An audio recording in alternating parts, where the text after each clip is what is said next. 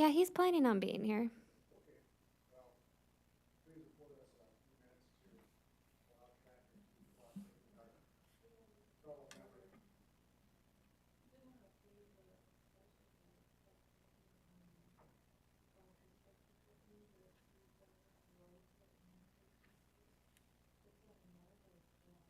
I would do it.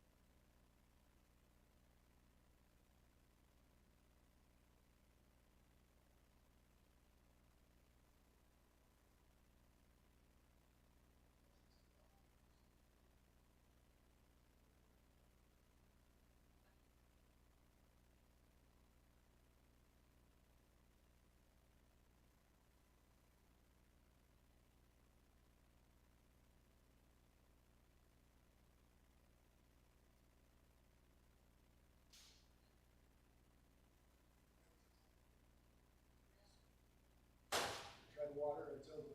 Yeah, it was totally expected, but boy, it's marvelous now. The next comment or observation I have is people drive by too fast. Because the road is smoother and they don't realize that they're doing 35 instead of the more appropriate speed. Oh, I would. Although your street is fairly short, so, and not a through street, so it's just your neighbors, but. There's a few neighbors that take advantage. But- Being what we are, we Yeah. all drive, half the world's below average, Yeah. so half of those drivers are below average intelligence. You know, I'm one of those that get pointed out to me on a regular basis, so. I guess we're so used to having little children scattered throughout that we're really careful and other people are not. I have none within the sound of my voice, except the elementary school in my backyard. No children's, but it comes in cycles. Yeah. yep. I think our sidewalks and our street lights really help, people make the decision with young children to stay in that neighborhood because it's considered safer. I don't know, but it's turned out pretty marvelous as far as all construction. I mean, you just leave it at your place. 36. 33 per. Did you build that place? No, it was built, but I had to finish the basement before I moved in. Okay.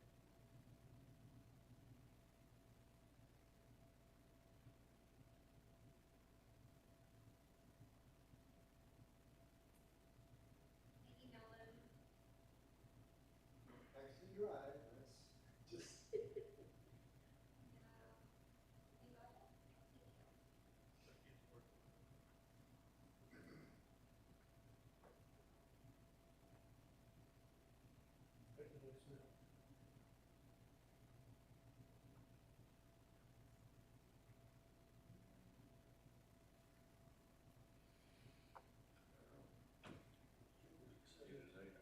I braced for impact enough early, it took 5 minutes of clear the bridge from going to Washington, but that was less time than it took me receiving vehicles all the way to.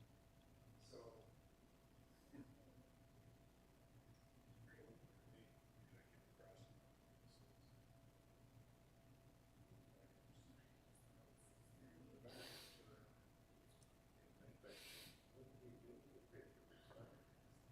Preventive maintenance, we're doing epoxy coating on the roof solid.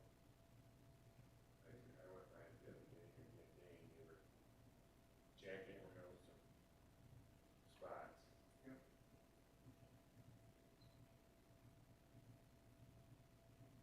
mean, we can run with 3. We go at 6:05, we'll call the meeting to order.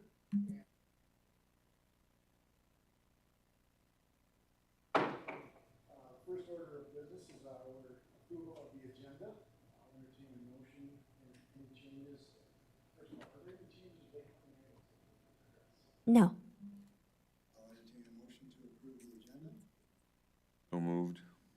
I'll support. All those in favor indicate by saying aye. Aye. Moving along. Second order of business is our approval of minutes from the June 16th, 2026 ZBA meetings. I assume that you had a chance to review those, and if you have any comments, provided those to staff. Do we have a motion to approve the minutes? So moved. Moved by Carl. Support. All those in favor indicate by saying aye. Aye. Motion carries. Bringing us to item 4, public comments. This is the portion of the meeting where anything that's not on the agenda that could be voiced to this panel is presented. Anybody wish to speak on issues not contained on the agenda? Hearing none, we will close that portion of the meeting and move on to item 5, the primary purpose of our being here this evening. This is a public hearing, and we have a variance request for the address 2177 Daler Drive Northeast. Carl, would you read the application for us, please? Applicant Candace Durteen. Project address 2177 Daler Drive. Permanent parcel number 411033201010. Size of site approximately 0.2 acres. Zoning R1A residential. Zoning sections, section 805, 3 variance requests. Action requested of the ZBA. The applicant is requesting multiple variances to permit a 20 by 24-foot addition to the existing home to connect the home with an existing detached garage. Thank you, Carl. Before we open it up to the public, is there anything that the applicant would like to express to us? You may. Someone's coming in. It may be our 4th. It is. We'll allow Mr. Allenthorpe to take his seat at the table and assist us with our duties.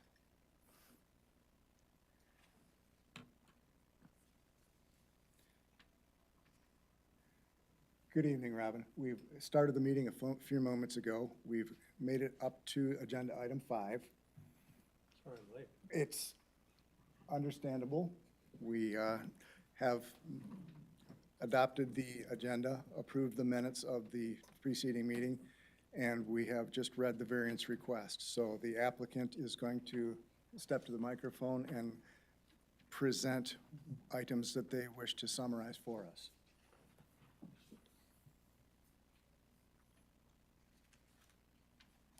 Good evening, Mr. Chairman and the board. It was very nice to meet all of you. This is 52 years, and it's the first time I've ever been here, so I'll maybe make a habit of coming sooner and more. So anyway, thank you. My name is Candace Durteen. My second son, Ted, is here with me. I have lived in the Plainfield Township for 69 years. My parents purchased the second house built in the Northgate neighborhood, and that was in 1956 when I was 4 years old. Plainfield was a 2-way gravel and sand road from Fuller out. I don't even think the eastbound line even came that far at that time. I moved away for 1 year after my marriage, and then I moved back to Daler Street in 1974, and I've lived there for 52 years. My house was built in 1957. My 3 sons were able to safely ride their bicycles 2 blocks on the sidewalks down to visit my mother. I attended and graduated from Northview Public Schools, as well as my brother and sister, plus all of our children followed the same educational route. My brother lives 1 mile east, and my sister lives 1 mile west of me. We are invested in Plainfield Township, our neighborhood, and our Northview school system. We have several senior citizens, plus working families on our street. My son Todd mows, trims, cleans debris with his backpack blower for them. Todd also snow blows driveways and sidewalks for several neighbors during the wintertime. These are things that are done strictly on an unpaid volunteer basis. We also care for our neighbors' animals. As far as medical and necessary needs being addressed for this addition, 25% of senior citizens fall annually in the U.S. with 3 million visits to the ER per year. Seniors age 75 or older who experience a fall are 4 to 5 times more at risk of being admitted to a long-term care facility, with many failing to regain their prior level of physical function or independent living after a major fall injury. 20 to 30% of seniors who suffer a hip fracture die within 1 year due to medical complications. Experiencing a single fall doubles the chance of falling again for seniors. I've been a nurse for 53 years. I've worked in all avenues of medicine and surgery. I have provided round-the-clock care of my mother for 3 years, who became a paraplegic after a stroke, and for my husband after 9 years after he had a major brain hemorrhage and multiple medical complications following the original insult. Providing care for both of them in my house that was built in 1957 was complex and difficult. Leaving the house was an ordeal that required more than one person and was especially hazardous in inclement weather. I have been planning this addition to my home for 8 years. Following the death of my husband, knowing that medical issues can occur rapidly and our futures are unknown, ascending and descending stairs are especially difficult for me now and will not become easier. I have seen so many family members, friends, and patients struggle with decisions regarding their homes after a medical crisis. I do not want that for myself or for Todd, and want to be proactive in making our home accessible for us. If I die prior to Todd, my plan is that he will continue living in our home. This has been addressed legally.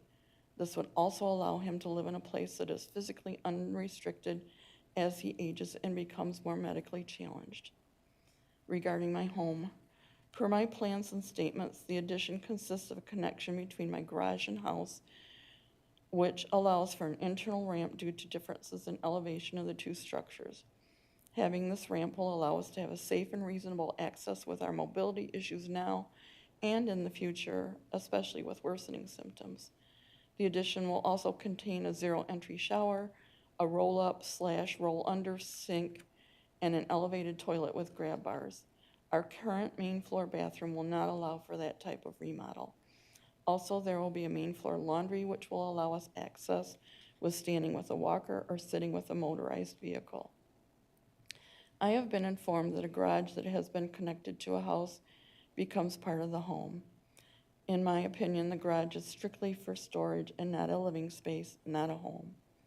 The 24 by 20 foot proposed addition is replacing a deck and a privacy fence and will give a similar profile. It will not be able to be viewed directly from the street.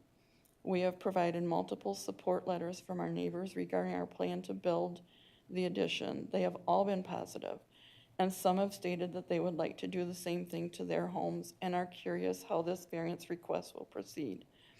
Other senior citizens in our area are aging in their homes that may no longer fit their needs, but economically, it is our best choice. This is true for myself also. I can cover the cost of the addition and the increase in real estate taxes to my property. I believe other property owners will request similar changes to their homes in the near future. According to an article printed by CraneGrandRapids.com, Plainfield Township is poised for a large zoning overhaul that would unlock duplexes, quote, unlock duplexes, apartments, and allow accessory dwelling units, allowing more diverse types of housing. Adults 65 and older constitute 20.5% of Plainfield Township as of 2024, which is higher than surrounding townships. According to this article, and that's end of quote.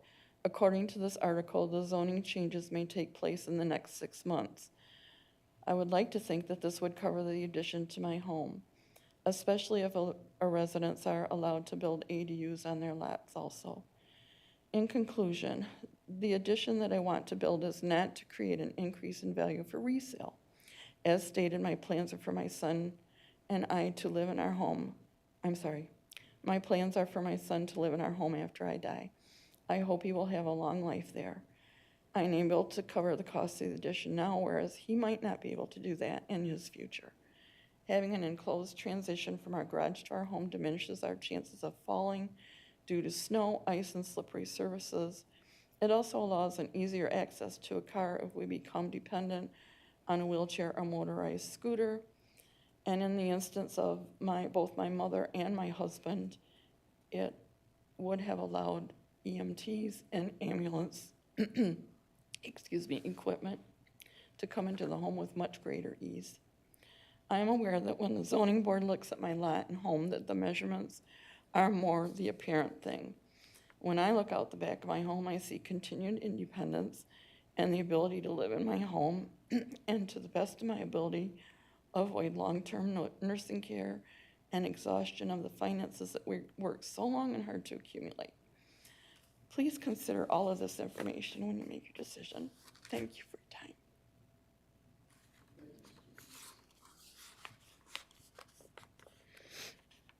time. Elizabeth said I could ask questions also. Is that the time to do it now or after you've discussed this, or? What we can do, being that we have a fairly modest audience in attendance this evening, is we can entertain staff comments, and if you have any questions thereafter. Okay, okay. Do you want me to stay here or be seated?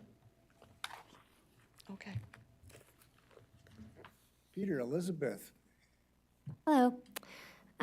Yeah, the applicant gave a great overview to the project, so I won't spend a ton of time there. They are requesting a 480 square foot addition to connect the existing home to an existing outbuilding.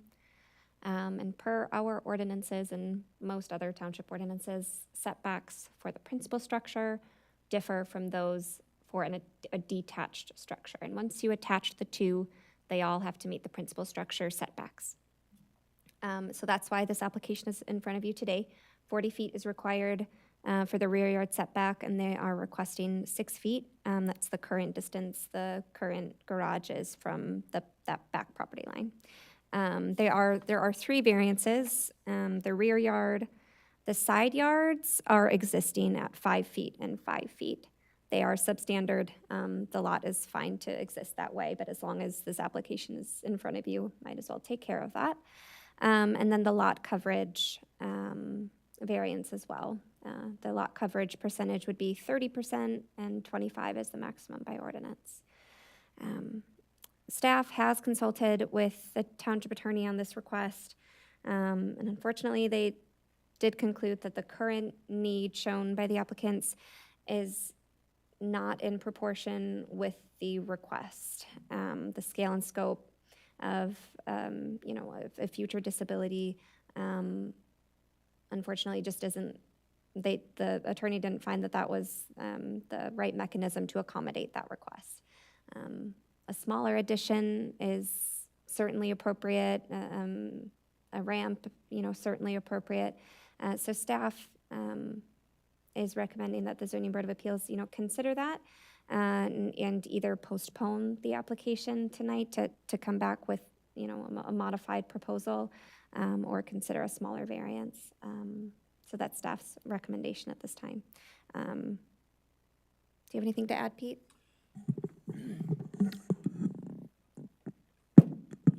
Certainly with ADA and fair housing, the standards for a variance are, you don't have to quite meet those standards. You have to have a reasonable accommodation. One of the challenges here is they have a very valid request, but at the same time, it's a request that's so far out of the character of the existing neighborhood in terms of how far back the addition would go, locking the backyard away from access, and some things like that.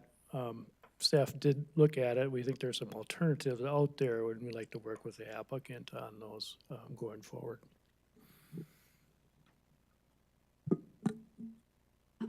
thank you both.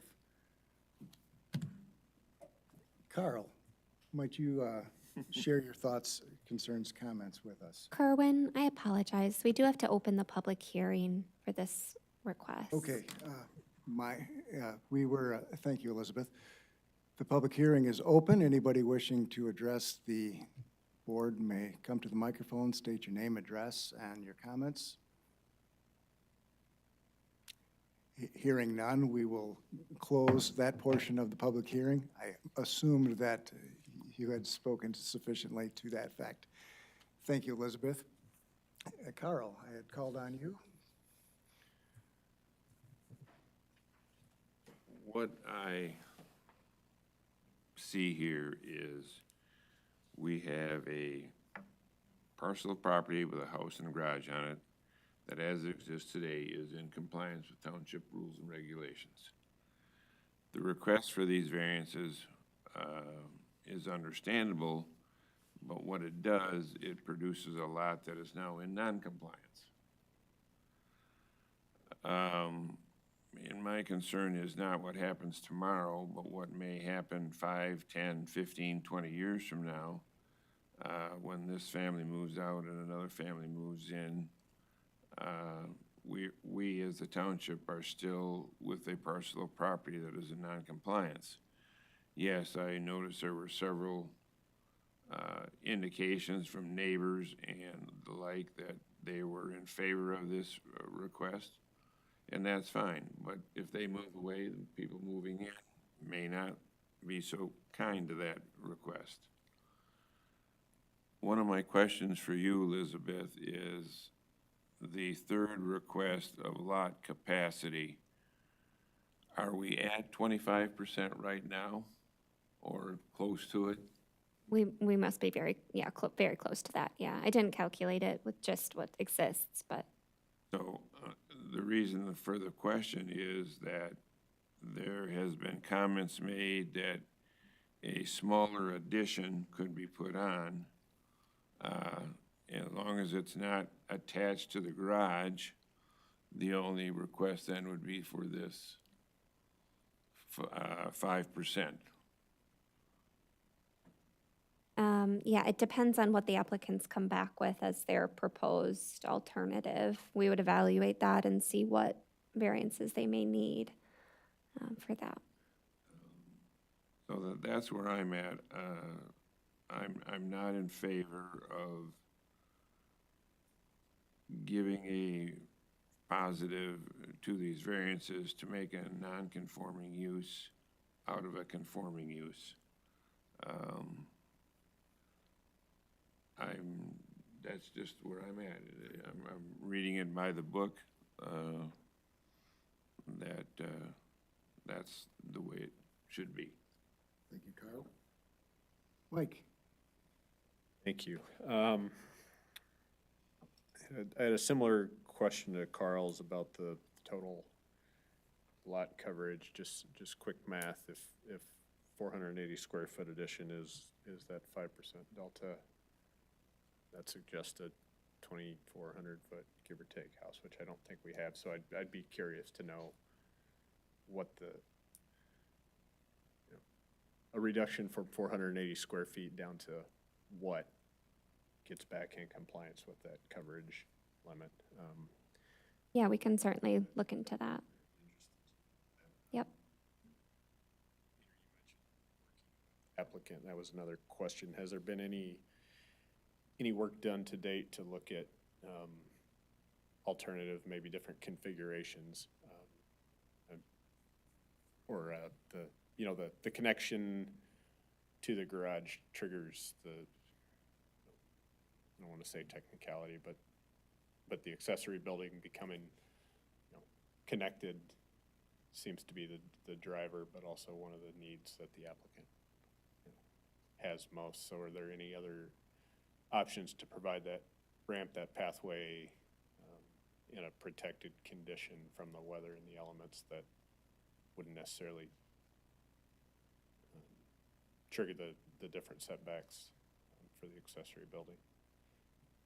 Curious if any of that dialogue has taken place. Yeah, we have asked the applicants if they have considered, alternatives, and this is the request that they wanted to bring before you. We have kind of roughly scaled out what might fit on the property. They can do, yeah, a small addition, likely with still, some variance aspects to suit their needs. And, an uncovered ramp would be fine on the property as is. Pretty sure I'd have to double check that setback. But the covered aspect of it and the addition aspect of it is what triggers the variance. The covered aspect to the ramp is something that we obviously understand is desirable. It's not something that historically the township has provided for. It's the allowable encroachment is for an uncovered deck or handicap ramp. Do you want to add to the history on that? So, back 2000, well, even 98, 2003, we've had a lot of requests for ramps in the past, and we adjusted our ordinances accordingly to accommodate that, especially when the ADA Act was kind of fresher. However, in this case, the concern that I have is we recognize the need and the desire and the value to them. At the same time, our zoning ordinance has been solely based on a setback from the rear yard, and for ever since I've been here, and almost all of them are. And by granting something that goes all the way back, it's such a departure from what our existing code is. It's hard to justify from that perspective. And having talked it over, if we were to go down this route and we say, hey, for every ADA accommodation, this is okay, in my mind, we should be changing the ordinance rather than doing a variance in this specific instance. I don't know if that answers any of your questions. There are some way, we could sit down with them more and look at alternatives in terms of designing that, but connecting to the garage, because it's a detached garage and the way it's set up is just, it's, without doing this long addition, isn't really doable. I think the other thing I want to say here is, if you were to postpone this decision, you could always come back and grant a lesser variance if, based on the appeals that have already been applied for in this case. So that's where they may request something different if they decide to, and you have the ability to grant that. And I just want to make that clear. One more question, maybe. I'll ask it anyway. With the pending updates, can you comment yes or no? Type of situation being planned or discussed? There's not. We are changing setbacks, reducing some setbacks and minimum lot size requirements and those sorts of things, but nothing that would accommodate a 6-foot rear yard. Yeah, nothing that would really help this application out. We did look into that and think about that as well. Yeah, unfortunately not.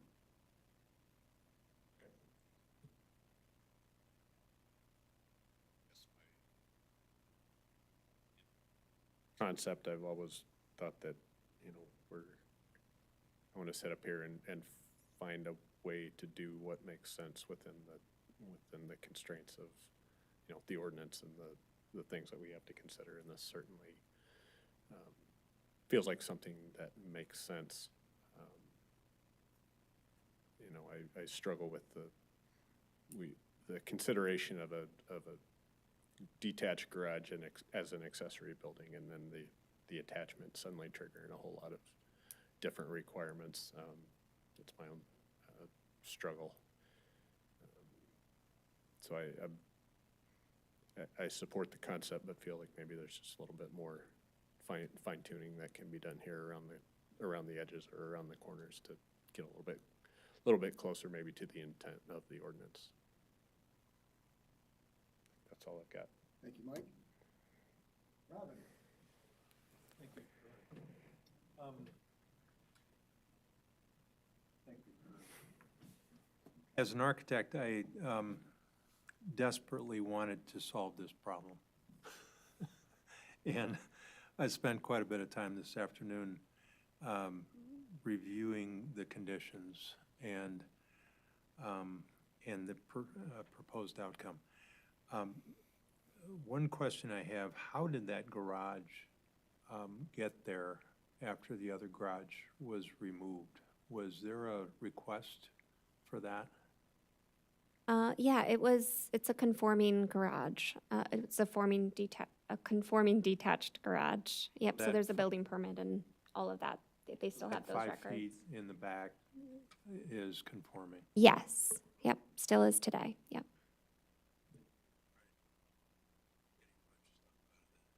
Zoning ordinance, and that wasn't clear to me. Thank you. The, the amount of space being taken by the ramps and some of the nods to ADA compliance are greatly hampering any kind of a rational solution right now. I think that a rational solution with an exterior ramp would be much more beneficial with some internal, perhaps some internal changes within the house. I don't have access to that plan, but with certainly a small addition to that to accommodate some of the other functions. So, and I would comment that even the bathroom proposed itself is not ADA compliant because the toilet is within that 5-foot circle for wheelchair access. Okay, thank you. So I think that a rethink on this would be advisable, and I would not be for the approval of this in its current state. Thank you. Your thoughts and rationale is consistent with mine or mine with yours in this department. And I would remind the applicant that our mission is not one of popularity or necessarily what could be perceived as common sense. We evaluate the ordinance and our interpretation of it, and the 4 persons here give a evaluation on this thing. The sense that I'm getting is that an unanimous approval will not be forthcoming. So my recommendation would be to reconvene with staff and figure out what the minimum, what's necessary to build apart from what's here, and can it be made to work within the ordinances that we have? Then this board falls out of the equation entirely, and you do what you want to do. Should that not be possible, they will know the variables that you're addressing, that Robin has alluded to, and be able to say the minimum that is being sought requires these items to be deviated from. We need a 5-yard, side yard setback, a given, that's no big deal. Our area considerations are, if it's not, there may be an ability not to conjoin it with the garage, to separate that from the discussion. But my thinking would be to postpone any evaluation or vote on this matter as it stands to give you an opportunity to figure out what would be feasible in that department. Is that an accurate assessment, Peter, Elizabeth? I think so, yeah. So I'll close the meeting to the board. Now, Kathy, you said that you had some questions. Ms. Derteen, you said you had some questions. And address part of it, I need to know, before we go back and have plans drawn up again, what a conforming addition measurement would give us as far as room to reconfigure the whole situation. Staff should be able to work with you in that regard. They're very, very competent and gifted, and we trust their opinions and their thinking processes immensely. The only other thing, and I mentioned this to is there any way that we could incorporate a covered ramp from the garage and bring it into the house in another fashion, another entrance? Say like the eve of a house, that kind of covered, Enclosed or covered? covered like just Okay. the eve of the house. Yeah, roof to roof with them overlapping. No, just the ramp underneath the eve of the house. Okay. Understood. That'll be an interpretation of ordinances that they would be more equipped to evaluate whether it complies or not. And I might add, and I hope that I'm correct here, that there is a difference between a temporary structure and a permanent structure as far as that kind of accommodation. So I think that would give you a lot more flexibility. In what way? If it's a temporary structure, like a metal canopy with, metal supports that can be removed without, or installed and removed without permanence with the building, then there would be more leeway. Past decisions here regarding a temporary garage structure near or next to a house has been approved, I believe, within the last couple of years. We were able to accommodate that because it was going to be a temporary structure. Yeah. So, When a variance is given, it is to run with the land. So changing the rear yard setback to 6 feet would mean that forever and always, that building could be modified within that footprint without ever needing to come back for another change. We approach them consistently and carefully with each of the requests.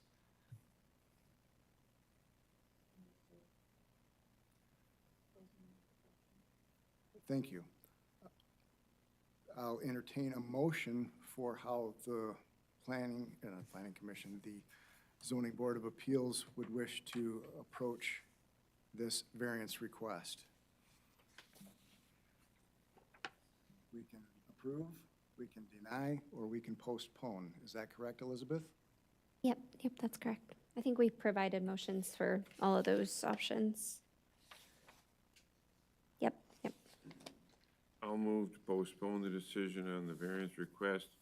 I move to postpone the application for variances for the property at 2177 Daler Drive to request additional information and/or to evaluate a lesser variance proposal. Support. We have a motion, we have support. All those in favor indicate by saying aye. Aye. Those opposed? The motion to postpone is passed, and so we will expect you to work with staff, and they will apprise us of if we need to convene again. Thank you. Moving on to item 6 from the agenda, staff comments.